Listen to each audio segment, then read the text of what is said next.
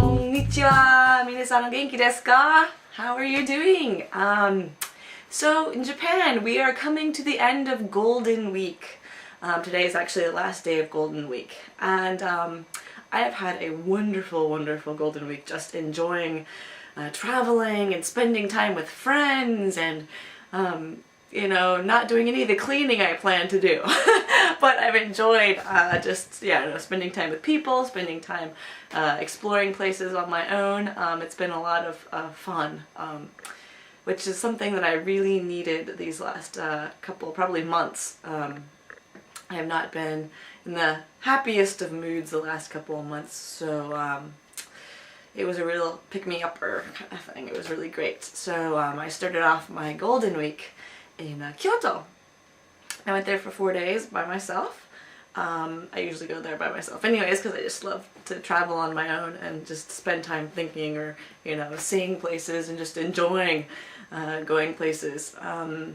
So I started out in Uji City, which is maybe about 20 minutes by train on the Nara line, called the Nara-sen, which ends at Nara actually, but in the middle, kind of in the middle, in between, is a place called Uji.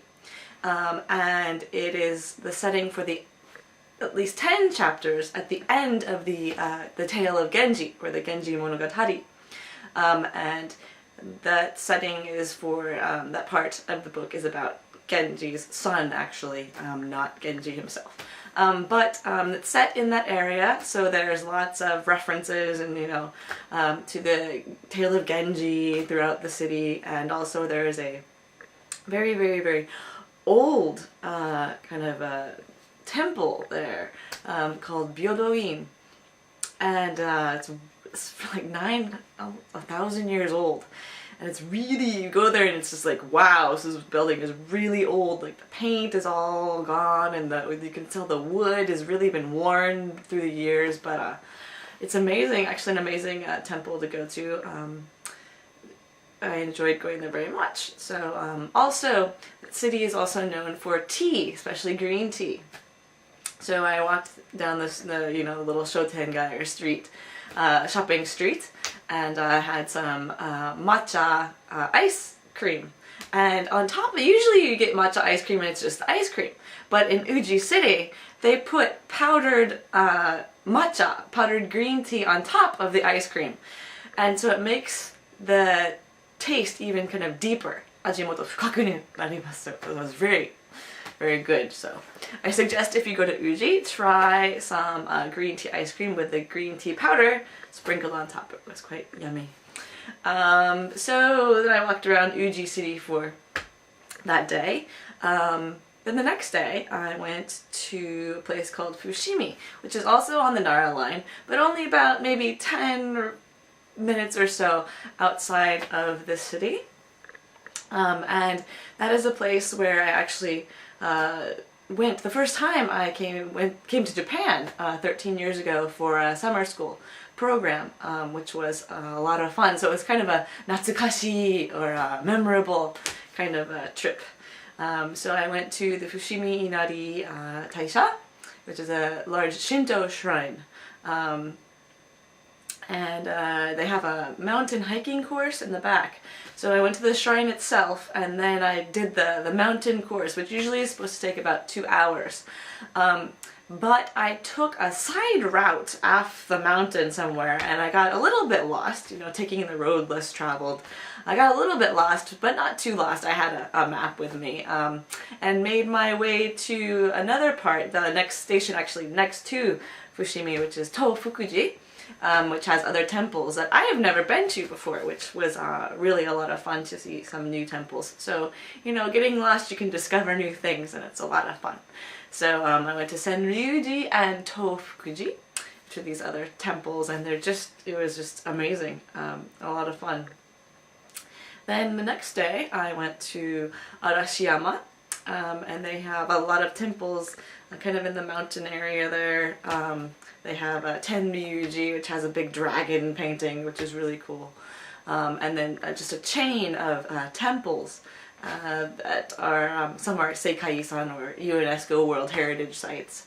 And I walked around there for a good, 5 or 6 hours. So every day actually that I was in Kyoto, I was walking for at least 6 to 7 hours or so. I enjoy hiking and, all that kind of stuff. So that's my exercise. Instead of running like I run during the week, I just do a lot of walking. And so, and the weather was excellent. It was so beautiful.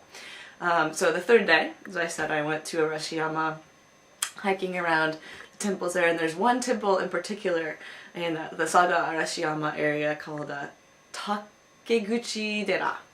And it has a painting of a woman, and she has a broken heart. I believe there's a kind of a love story associated with that temple, but the painting itself is just so fascinating. It's one of my favorite paintings. It's just sitting randomly in this room, in this tatami room, and I will show you the picture in videos later on.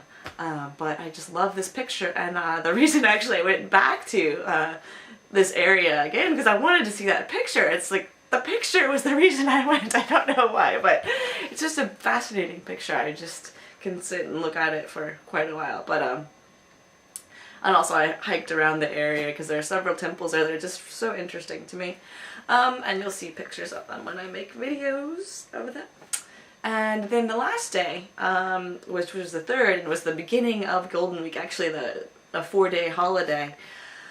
It was so unbelievably crowded, just people everywhere. It was like, ah! So people were everywhere, but that's the day I went from Kyomizu-dera all the way to Nanzenji, and from Nanzenji along the Philosopher's Path to Ginkakuji.